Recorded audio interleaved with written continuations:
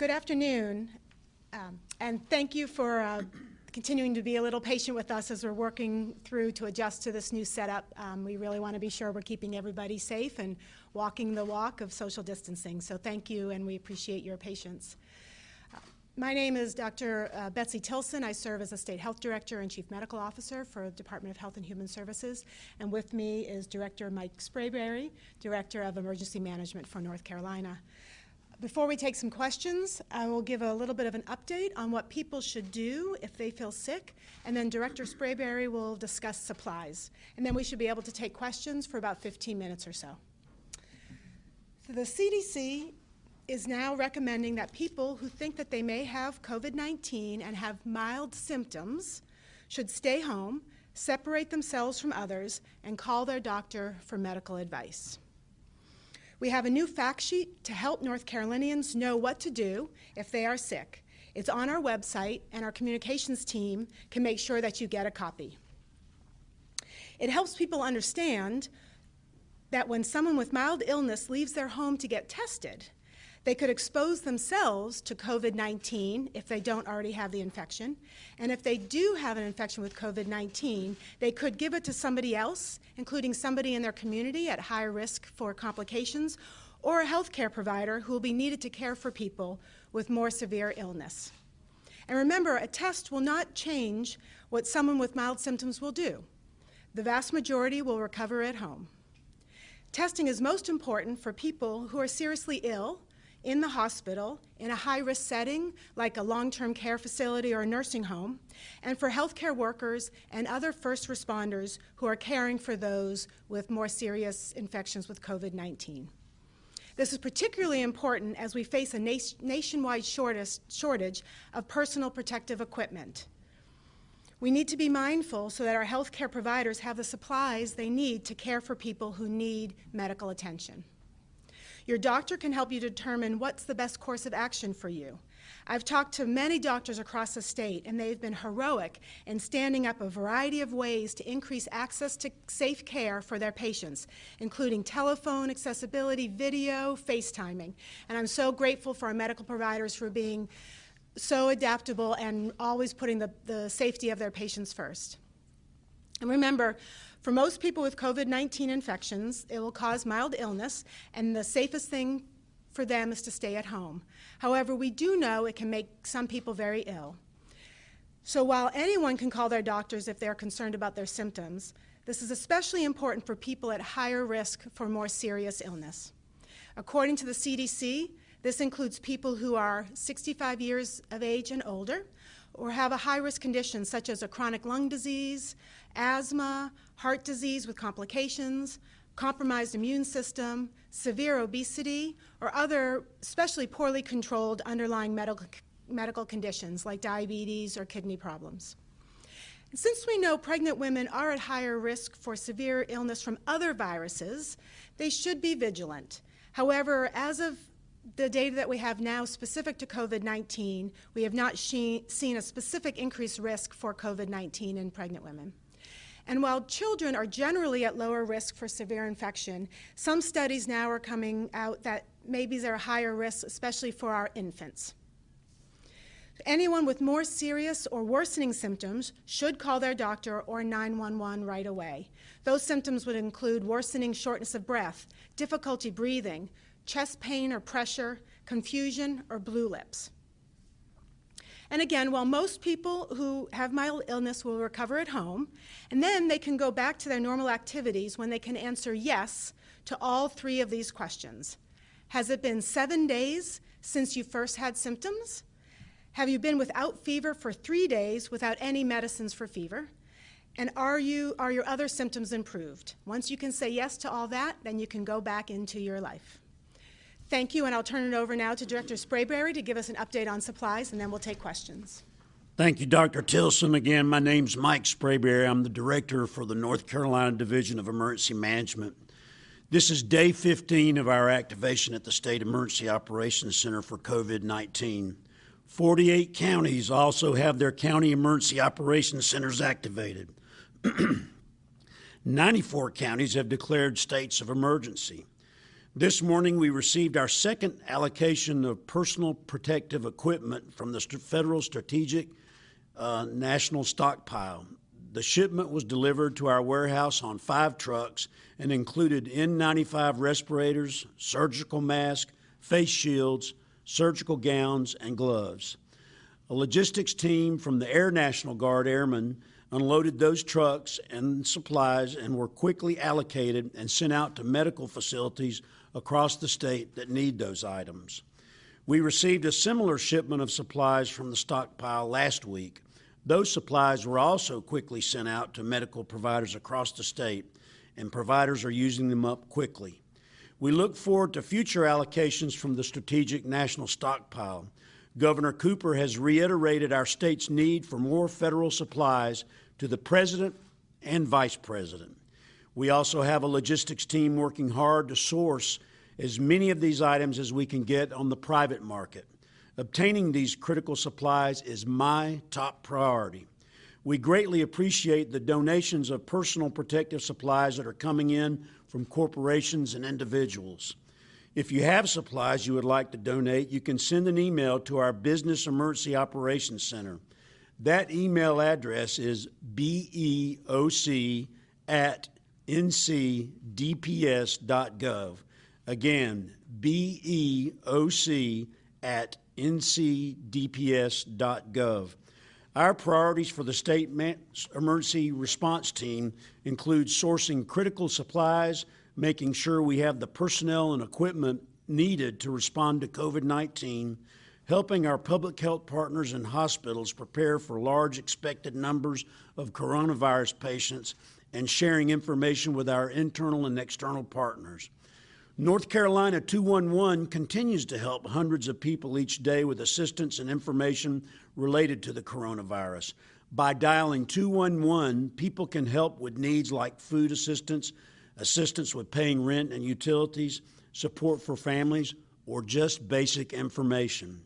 You can also receive information from 211 by text. Just text COVIDNC, again, that's COVIDNC, to 898-211 to get regular information updates via text. Thank you, and I'll turn it back over to Dr. Tilson.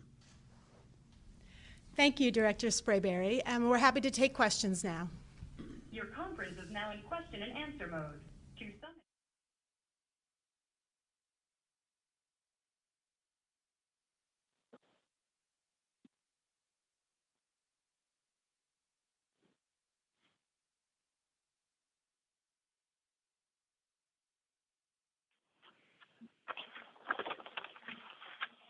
Hi, my name is Danielle Battaglia. I work with the News and Observer.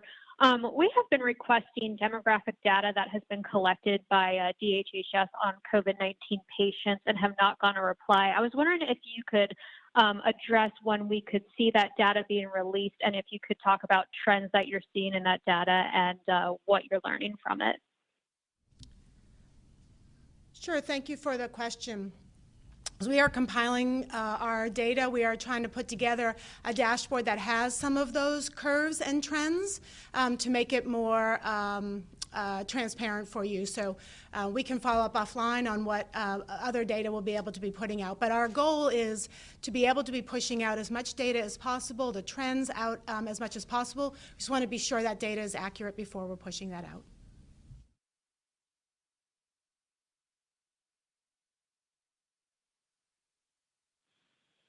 Hi, Dr. Tilson. This is Christy O'Connor. I'm from WNCT-TV. I was wondering, we know that people who are waiting on test results to come back should stay at home, but for all of the people that they may work with or may have been in contact with prior to them taking that test, should those people also be isolating themselves because they don't know if the person they came into contact with is positive or not, especially since it takes a few days for these results to come back? Thank you. That's a great question, and will also come into play as we're saying people with mild illness to stay at home. On the fact sheet, you will see guidance for household contacts and close contacts of people who are ill. And yes, we are saying that a household contact or close contact should try to remain at home and self-monitor for their symptoms for 14 days. And that information is on that fact sheet.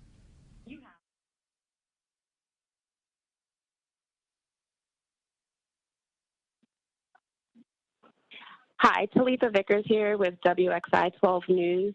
This question is mainly directed to Director Sprayberry. Could you just let us know more information about how these supplies are being disseminated and if our state now has enough supplies to at least protect our medical staff who are on the front lines? Many of them in the triad were just letting our station know that they do not have supplies in emergency rooms. Yes, ma'am. I think that globally you'll find that there's shortages of personal protective equipment, and that there's no way that we can sit and tell you that we have enough here in North Carolina. We are working very vigorously to order more supplies. We've made requests to the federal government for more allocations of supplies. And as I stated earlier, we did get a second allocation today from the Strategic National Stockpile.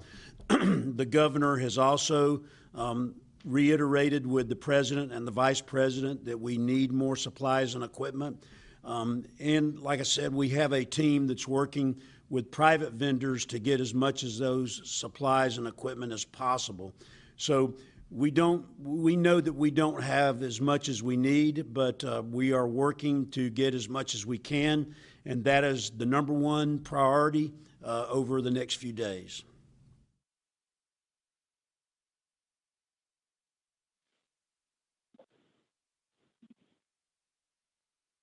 Yes, hello, this is Steve Devon at the Fayetteville Observer. My question is regarding to the website that is updated with the numbers from around the state. We've noticed on several occasions that we've got notifications from the counties, and then it's taken a day or two before those showed up. And I know there's at least one county that says it's not going to publicly release their cases until they're on the website. And I was just wondering if that website could be updated more often. We want to be sure that our numbers are, we want to be as transparent, of course, as possible. But we also want to be sure that all those numbers are accurate. And so since we're getting numbers in from a variety of sources, we're making sure that once a day we are updating that so that those numbers are as accurate as possible. So every day we'll be updating those numbers.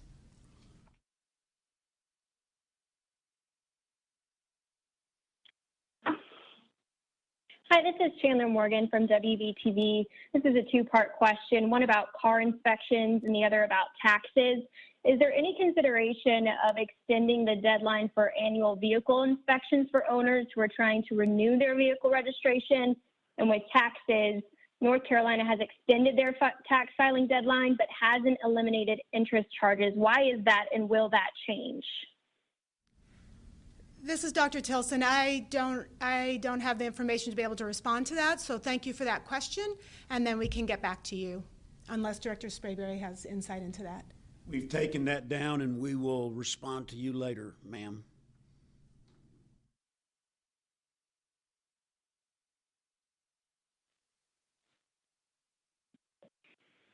Hi, this is Matt with the North State Journal.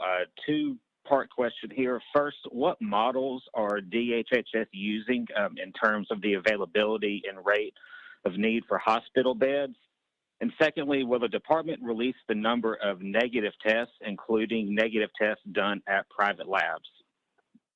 So I'll answer the second one first and then the first one second. On our website, what you'll see, we have the number of total tests. That includes the positives and the negatives, including at the state lab as well as outside labs. We are not getting reporting of the negative for all the outside labs, but we have some of them, and we're continuing to try to get the negatives from all the outside labs. So that's what you see on the website. The total number, that is inclusive We of have 16 questions remaining. the state lab and outside labs as well.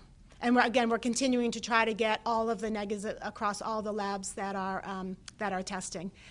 And then your first question, and oh, I apologize, I can't remember what your first question was. Can you repeat that one?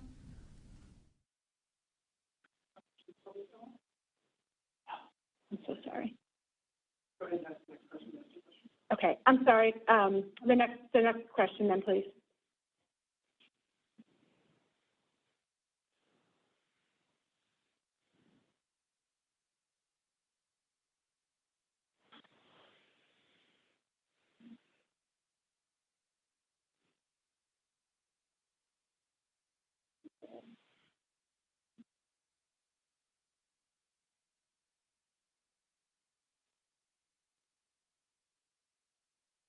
Yes, Doctor. This is Rick Curl with the Daily Record and Restoration News Media. The Surgeon General came out earlier and said that this week is going to get bad and that the disease is spreading. I'm sure you're familiar with his comments. What's the outlook for North Carolina this week? I think we're in the acceleration phase that we've been talking about. We always had we're going on the assumption that we had community spread even before we had documentation of community spread. I think you can see our numbers are going up, even though, and we know that we are not, we don't have lab documentation of all the infections. So I think we are in acceleration spread, which is why all of those measures that the governor has been putting into place, the social distancing, all of those community-based measures, we've been very proactive. We're continuing to be proactive because we see when the acceleration spread, and so we want to double down on everything that we can do for our state to flatten that curve. We know it's going to go up, but we want that curve to be as less steep and as flattened as possible.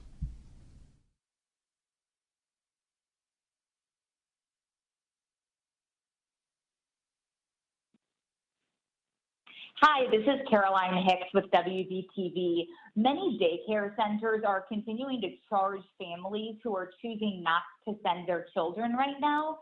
Are there any guidelines on whether centers can do that? And any idea when financial assistance might be headed their way?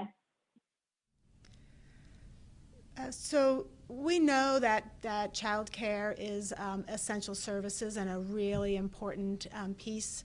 We have been putting out guidance for our child care centers on how to be able to care for their staff and for their children safely, and we are encouraging people who are able to keep their children at home to stay at home.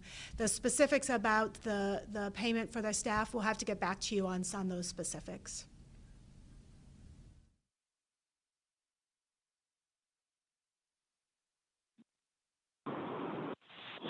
Sam Walker with OBX Today. First, for Director Sprayberry, you mentioned that we're 6 counties in North Carolina that have not declared states of emergency. Could you list those, and also if you have any information regarding why they have not? And for Dr. Tilson, we've got several counties that have said that they've cited privacy laws and other reasons for not releasing how many patients have been tested in their counties. Could you expand on that, or give us a reason why, or if there's going to be more data coming out that's broken down by individual counties? Thanks. Thanks, Sam. And this is Director Sprayberry. I don't know the names of those counties off the top of my head, but I can tell you that each day as we go through this event, the numbers of counties that have declared a state of emergency has increased. And so I would anticipate probably that we'll see some more declared tomorrow. I will also say that it's not necessary to declare a state of emergency in order to take advantage of a public assistance disaster.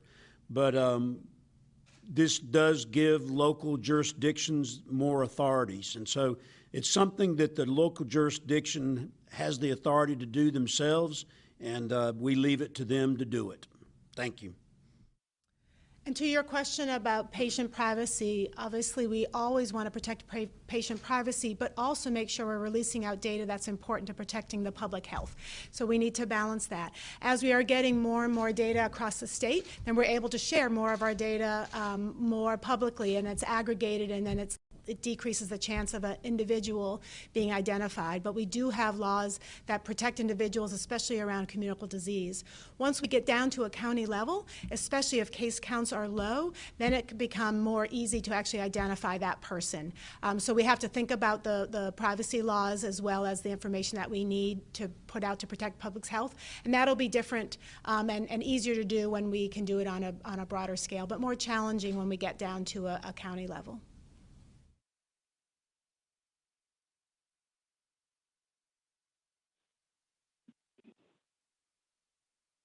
Hey, Dr. Tilson, Randall Kerr with WRL-TV. Now that we're reducing testing and we keep hearing about flattening the curve, I'm wondering what criteria goes into determining what the curve is, and also based on any evidence, when do we expect to reach that critical mass in hospitals? I mean, right now we only have about a dozen patients in there, so I'm wondering what the longer-term outlook is. Thanks. Sure, thank you for the question. Yeah, so let's talk about surveillance and really evidence-based surveillance, and how can we think about understanding the spread of the disease across the state in order to be able to inform our policies and decision-making. And let's just take a step back and just say that we already know that we're not capturing or identifying all the cases in North Carolina. I think we've talked a lot about this. There's people with very mild symptoms or no symptoms. So the way to understand the spread across the state is not to try to test everybody.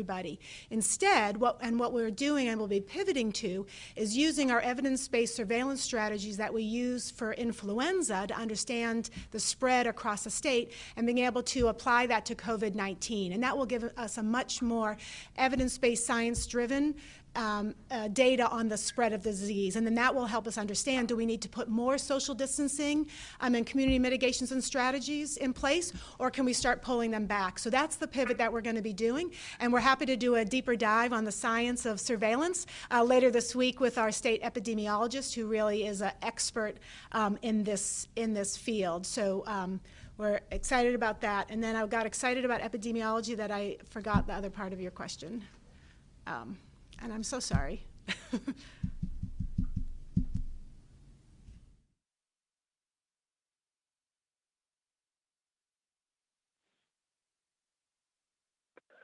Hi, this is Josh Schaefer with the News and Observer. I wonder if we have any figures on how many healthcare workers, especially hospital workers, are under self-quarantine, and if the state is giving any advice to healthcare workers who may be more vulnerable.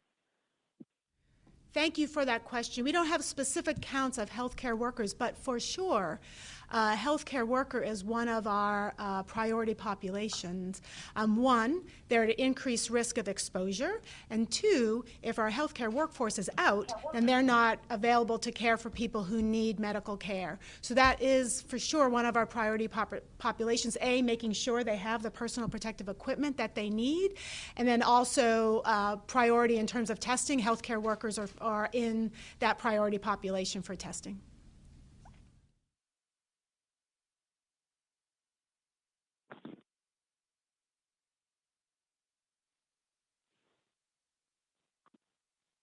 This is Carly Brousseau from the News and Observer. I guess my question is about another priority population, folks in long-term care facilities. Could you talk about, what positive tests have arisen so far and what subsequent testing happens at each of those facilities, or I guess what should happen and perhaps what has happened? Thank you for that. And your question prompted, I remember the question from a prior person was, what are the priority populations for testing? And so let's go over those again. Seriously ill, in the hospital, a high-risk setting like a long-term care setting or a nursing home, healthcare workers, and first responders are those in the priority population for testing. For your question, yes, we do. Some of our cases are in congregate care settings. That, of course, is a very high-risk setting, and so one of the things we'll also be prioritizing, and especially the work of our local health departments that will be doing identifying who's positive, identifying the contacts, doing our control measures.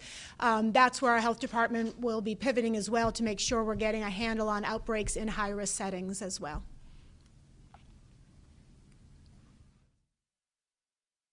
Thank you so much.